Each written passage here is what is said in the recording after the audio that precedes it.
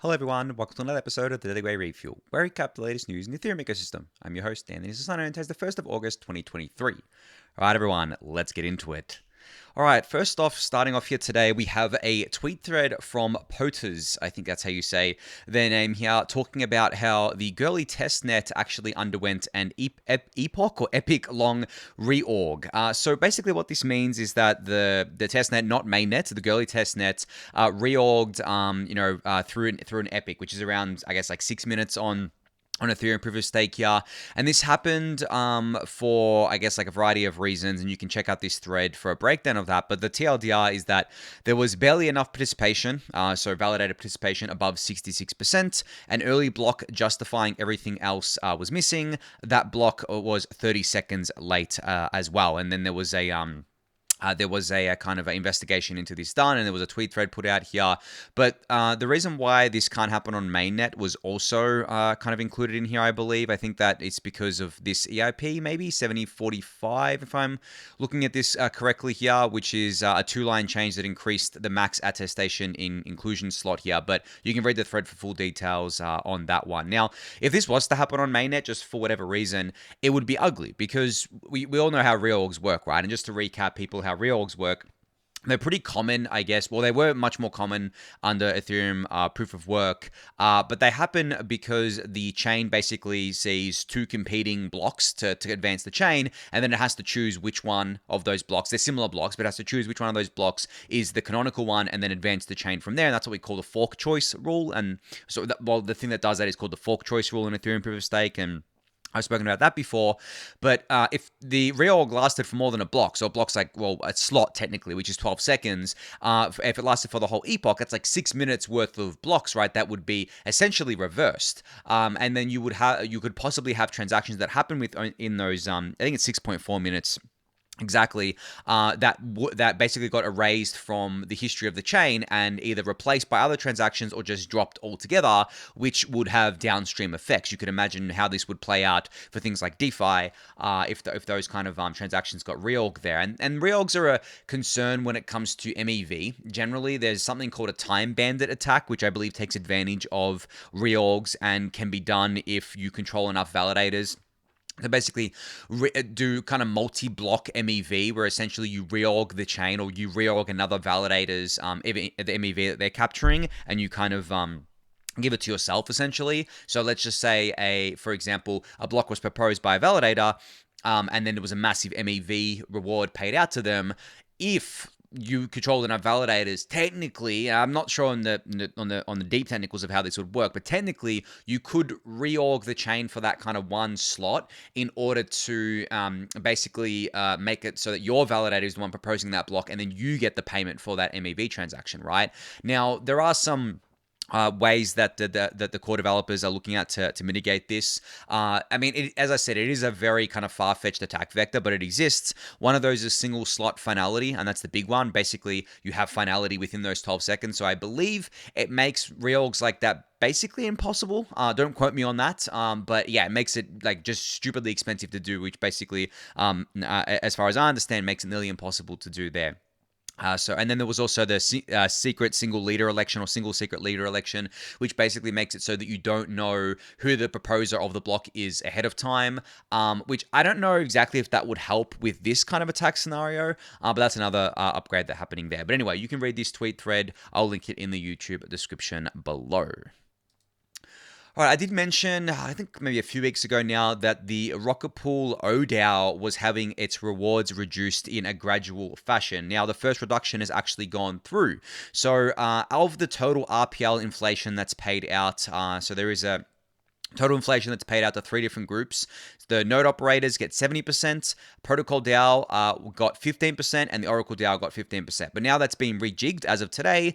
The Protocol DAO has 22% of the share, and the Oracle DAO now has 8%. So it's basically cut the rewards of the Oracle DAO by about 50% here. Now this will continue to come down over time, of course, as I explained the other day about the Oracle DAO. I think it's going to finish up at like 4 or 2% or something like that by the time it's being cut there. But this is a pretty substantial pay cut for oDAO members and a pretty substantial reward kind of redirection to the Protocol DAO here, or the PDAO, as I've discussed before. And I've also said before that once the oDAO rewards got low enough, I would, forego donating them to the Protocol Guild and just kind of take them for myself for operating costs, of course, but also because I think that it's a lot fairer at this level. Just to give you an idea from my rough napkin math and based on the current price of RPL, I think it's currently, with this reduction, $8,000 worth of RPL at current prices per month to oDAO members. But as I said, this is going to keep reducing every month from here until it gets to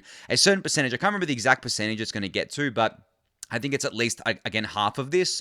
So, again, at current price of RPL, that would be around $4,000, which is obviously much more reasonable than what it has been traditionally, right? Especially when RPL was worth a lot more at like $50 or something like that. And I have explained in the past how I think that because it's paid out in RPL, the dollar, like fluctuations in the RPL price is going to greatly affect this. Like RPL could double from here, and then we in terms of dollar terms, we would be back to where we were, I guess yesterday before this change happened. But at the end of the day, because it's paid in RPL, there's actually no way to essentially do this based on dollar value. You have to keep looking at it as time goes on, and you could basically you could do it programmatically, but it wasn't included in this. But essentially what you could do is if the dollar price reaches a certain amount, then you cut the rewards or you redirect the rewards in a programmatic way, and then if it goes down, maybe you give the rewards back. You could do it, but it's a lot more complex, I think, to do it like that. So the community just agreed on this and pushed this upgrade through, or this update through. And this is what it looks like right now. So yeah, just wanted to update you guys on that one. All right, so I think the talk of the town over the last couple days has been around Base. So the L2 from Coinbase that launched for developers, I think, a week or 2 weeks ago, and is launching for the public early August. So within the next, I guess, week or so. But there was a kind of meme coin that deployed onto Base called Bold. Now, this was a meme coin that was birthed out of the meme that degens Spartan has been pushing on Twitter for a while, that the reason he bought the coin stock was because Brian Armstrong, Coinbase's founder and CEO, is bald. So that's the whole meme right there, for those of you who didn't know. Now, this meme coin basically started at 0, and it went to, I think, like $100 million market cap or something like that. People were making a lot of paper gains. They were posting it on Twitter. There was a lot of fanfare going on. Everyone was bridging into Base. Even though it wasn't open to the public yet, you could still bridge in. There were a couple of ways to bridge out, but it was messy. And it was obviously not open for the public yet. It was open for developers, but it was still open for people to bridge in, and they did this, and they kind of bet on these meme coins, and there were derivatives of this. I think there was like a hair meme coin or something else. Like, it was just crazy, right? And it spurred on a lot of activity. There was like $60 million worth of trading volume on an AMM called Leet Swap that had been deployed to Base, which ended up being exploited, and they paused the contracts as well. So it's been a mess, right? It's been a whole mess here. But today, there is a kind of like a bunch of, I guess, circumstantial evidence that came out that pointed to SBF being behind the Bold meme coin, because Bold ended up rugging, or I guess like soft rugging, where the biggest liquidity provider pulled liquidity, so the token price just crashed to basically 0, which, such is life in these meme coins, right? But there's a thread here from Mac, who I'll link in the YouTube description below, that goes over why people believe that SBF or someone at Alameda was behind the deployment of this meme coin. Now, as I said, circumstantial evidence.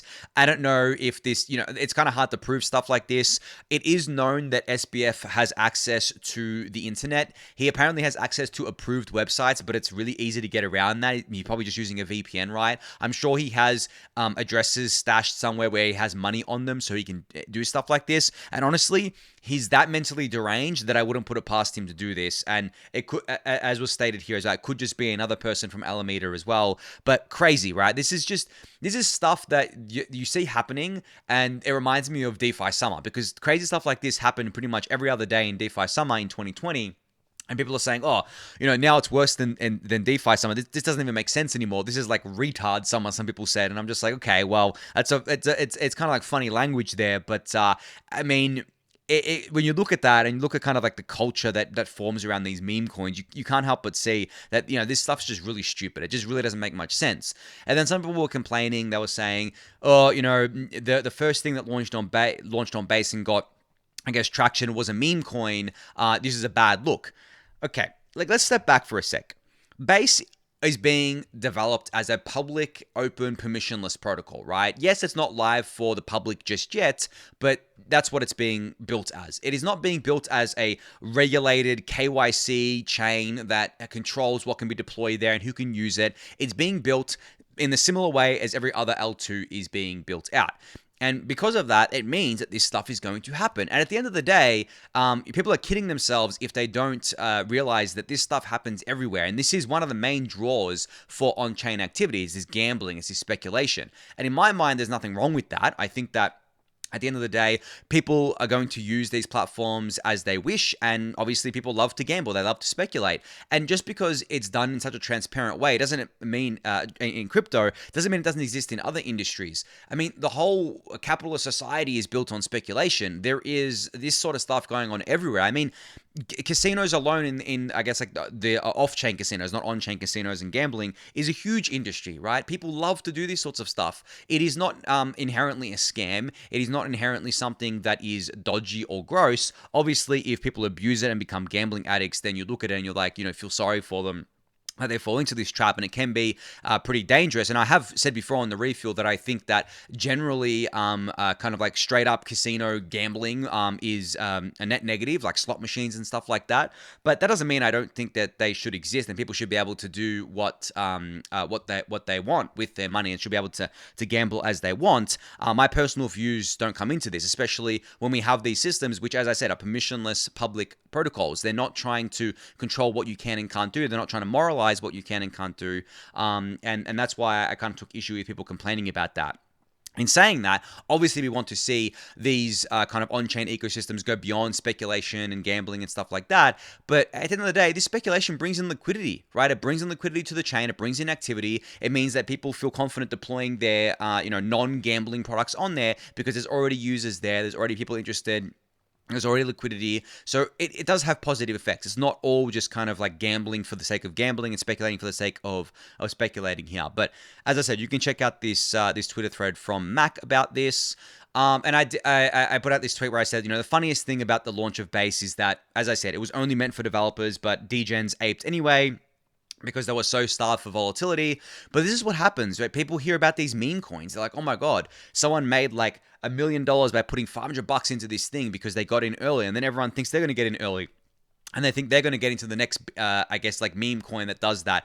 But what really happens is that it's like that euthanasia roller coaster where it just spirals and it death spirals, and like every meme coin that comes after every other one just gets less and less market cap. Everyone knows the game, and eventually people just lose all their money and get wrecked, right? Whether it gets rugged or not, they get wrecked because everyone knows the game at that point there. Now, because of all of this I guess like activity happening on Base, we had a new all-time high activity for Ethereum L2s that combined reached around 5.3 million transactions settled on the day. Now you can see this on L2 Beat here on the website itself, but also the screenshot that was posted by Alvaro HK here, which I'll link in the YouTube description below. But we've just well and truly, like in terms of TPS, just smashed layer 1, right? And that's only natural, as I've said before. Not all TPS is created equal, but at the same time, Ethereum L1 is strictly limited by how much a TPS it can do. In theory, it can do a lot more than what it's currently doing if everything on Ethereum Layer 1 was just an ETH transfer. But in practice, on average, ETH TPS, or transactions per second, I guess like hover between 10 and 12 or something like that, 10 and 15, I mean, depending on the day, right? Whereas on L2s, you can see here that this TPS is at 50 on average right now. And it's been growing, as you can see, this is the year chart. It's been growing pretty steadily and pretty healthily here, which is amazing to see. Now, if we drill into Base, we can actually see here the Base's TPS and daily transactions have gone, skyrocketed, mainly because of Bold, of course. But as I said, it's not live for the public yet. So imagine when it goes live for the public and all that liquidity is there. People are raring to go. They want to play on the chain. They want to do stuff on the chain, and that's exactly what's going to happen, I believe. So yeah, just been a really positive, I think, last few days for Base as an ecosystem, given that they're not live yet, but they still have that liquidity coming online because of the Bold token. Yes, it's a meme. Yes, it's silly. Yes, it's gambling. But hey, there's a lot of positive externalities here from that there. All right, so Bread on Twitter has put out an updated little graphic here trying to cover the current L2 landscape, but doing it in a different way than sites like L2 Beat does it. So you can see here that they've grouped these things into the respective ecosystem. So you can see on the left-hand side, the StarkX ecosystem, so things built using the StarkX technology, such as Immutable X, So Rare, Rhino Finance, and more. Then you've got ZK Stack, which from the ZK Sync project. So you've got ZK Sync Error and other projects on there. The OP Stack, of course, which has OP Mainnet, Base, Public Goods Network, and more. Loopring with Loopring and dgate. There's scheduled L2s on the right-hand side here that aren't live yet, such as Scroll and Tycho.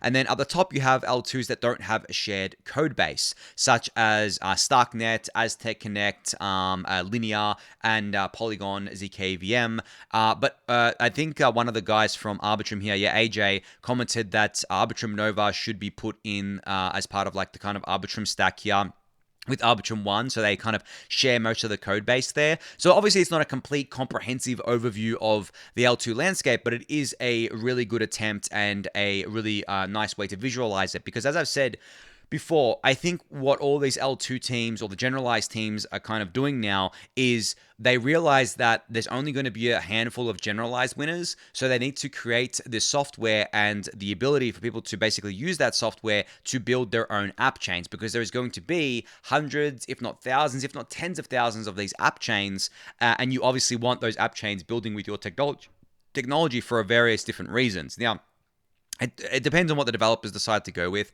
Obviously, OP Stack has a pretty big head start because they came first, and there's a lot of teams currently building on OP Stack. They want to be part of that superchain vision. But StarkX actually came before OP Stack, I should say. Sorry, OP Stack came first in the sense that I think they made it a lot easier than traditionally StarkX had made it, because StarkX they had DYDX building as one of the first with Immutable X. DYDX has since kept their StarkX implementation live, but they kind of pivoted to Cosmos. I wonder if they're going to pivot back, to be honest, to L2s.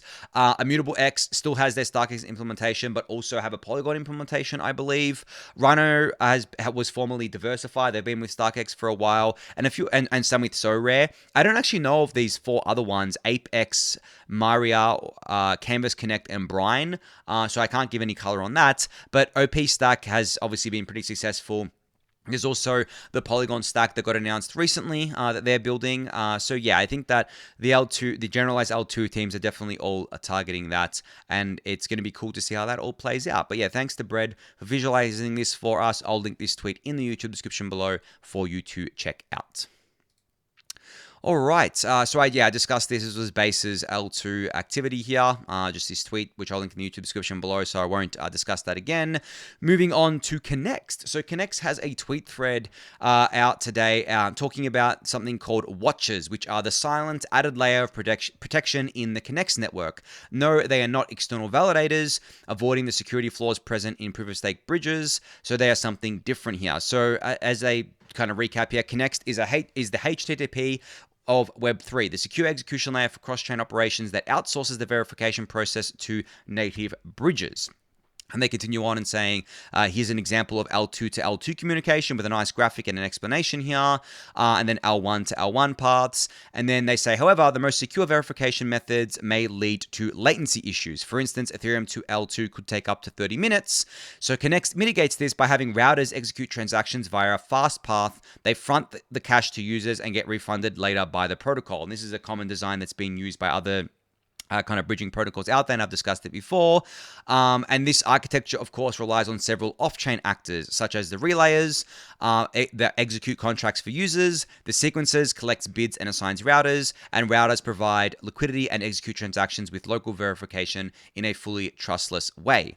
But despite these precautions, cross-chain communication brings a potential weakness. The entire cross-chain ecosystem is only as secure as its weakest link. If one chain gets compromised, it could put the entire ecosystem at risk, which is only kind of natural here. This risk can be mitigated, though, if the compromised verification channel can be quickly disconnected, minimizing potential damage. And that's where the watches come into play.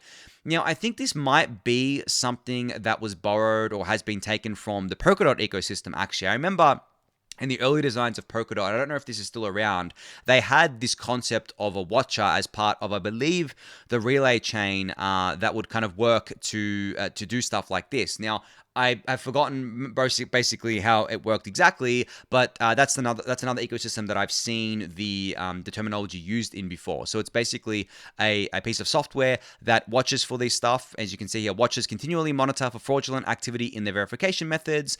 If they detect fraudulent activity, they can sever any compromised verification channels similar to how fraud proof operates. So yeah, you probably got reminded then, or thought of fraud proofs then in optimistic rollup. So very elegant design here that I think is trying to and hopefully it will succeed in alleviating that major concern that if where you're bridging from or bridging to can kind of become compromised because it is a weaker chain, maybe it gets attacked or something like that, right? We've seen these attacks play out before. So it's a way to kind of minimize the risk there for the Connext protocol itself. So yeah, you can give this thread a read for more details on that. And there's also a blog post, which I'll link in the YouTube description below. All right. Actually, I didn't have this before. I came across this tweet earlier today, and Twitter's just suggested it to me again. So apparently the temperature check for the Celo L2 proposal passed today. So yeah, I mean, it passed with 100% yes and basically 0% no. 56 million Celo voted in favor of yes, 632, not million, 632 voted no. So it looks like Celo will be becoming an L2 on Ethereum, which is obviously really great to see. One of those L1s transitioning across. I have gotten word that there are other L1s transitioning across. We obviously saw Palm Network the other day announce that they're going to be joining the Polygon ecosystem, but I have heard of a few others. I haven't heard any specifics or names, but I have heard that there are a few others that are going to be transitioning across. I'm excited to find out what those ones are there. But yeah, great to see this passed by the Celo community here. All right, last up here, Gitcoin Grants Round 18 applications are now open. So you can head to grants.gitcoin.co to apply today. So there's a note here on supported networks, which is what I wanted to focus on. All core rounds will be on Optimism besides the core Ethereum infrastructure round, which will be on the public goods network. You can create your own grant in the Grants Gitcoin Grant Stack Builder on any network and then apply on the appropriate network. So yeah, the Gitcoin is officially multi-chain now. They have their own network with the public goods network. They are on Optimism. I think they're trying to move away from Ethereum layer 1 for obviously the only reason is gas fees, because if you're trying to donate $5 to someone and it's costing you more in gas, doesn't make much sense. This really did kind of hamper Gitcoin grants adoption for a little while in the bull market because of the fact that those gas fees were really high, and they did try some early L2 solutions like ZK Sync, I think Lights it's called now, so their first iteration there, and that worked to an extent, but it was kind of like clunky and it wasn't exactly the end game, right? But that's what they're trying to do here with this kind of Gitcoin Grants 18 applications that are now open and deploying Gitcoin grants to these networks, and especially the public goods network, which, as I've discussed before, is all about public goods. It's not just going to be Gitcoin on there, but there's going to be a bunch of other protocols and apps on there as well, all in the name of public goods funding.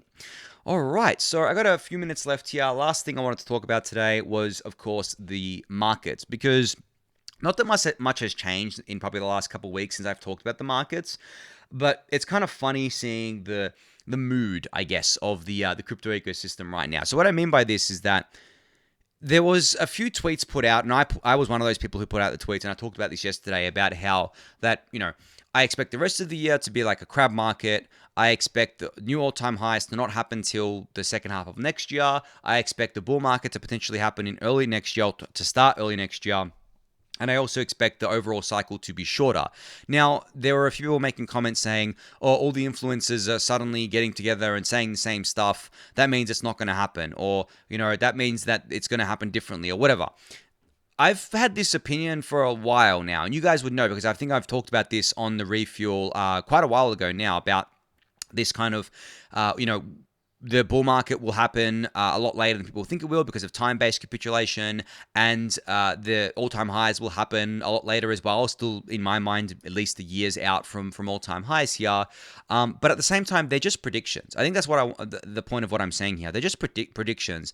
I don't have any crystal ball or special insight. I have experience. I have experience with crypto market cycles. I'm probably a clearer head than most people around this, because I think that when you're in the ecosystem and you haven't kind of made a lot of money from crypto yet, I'm not trying to brag here or anything, I'm trying to give you context around this, but if you are like still in that phase of trying to generate wealth from crypto, then you're thinking in a different way to someone who has already generated wealth from crypto and is rather indifferent around when the bull market comes back. Like, people were accusing me saying, you're only saying that because it's hopium. You want the bull market to come back, blah, blah, blah. I'm like, okay, of course I want the bull market to come back, but at the same time, I don't care when it comes back. I'm very patient at this point in my life, but other people aren't, and that clouds their judgment, which I totally get, because it's clouded my judgment in the past. So as I said, I don't have a crystal ball or anything like that, but I have experience and I have a different way of thinking about these sorts of stuff now, and I'm just trying to stay as grounded as possible when saying these things. I don't like to give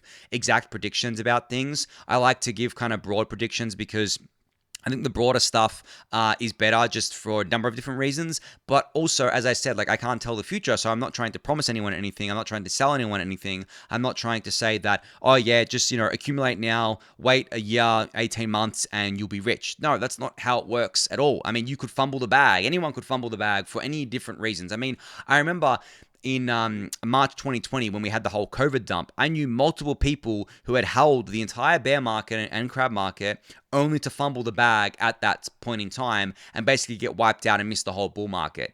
Like, that stuff happens, guys, and that stuff happens more often than you would think to people that you may not think that it would happen to. So that's, I think, the one thing you need to do. You need to avoid those pitfalls. You need to stay grounded, stay relaxed. The bull market will come when it comes.